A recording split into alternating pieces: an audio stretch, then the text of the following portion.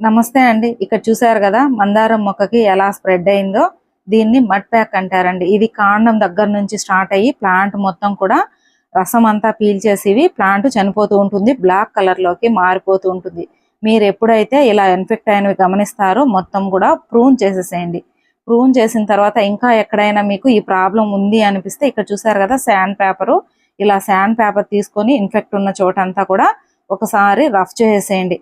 ఈ mud pack వచ్చిందంటే కాండంలోని కొమ్మల్లోని ఆకుల్లోని రసాన్ని పీల్చేసి ప్లాంట్స్ చనిపోతూ ఉంటాయండి. కాబట్టి ఖచ్చితంగా కేర్ తీసుకోవాలి.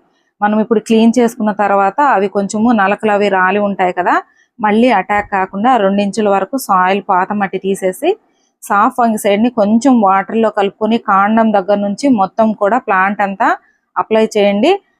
ఇంతకు ముందు 2 ఇంచుల వరకు మట్టి తీసేసాం కదా, ఆ మట్టి కాకుండా న్యూ సాయిల్ మిక్స్ ఇచ్చి 1 లీటర్ వాటర్ లో కొంచెం సాఫ్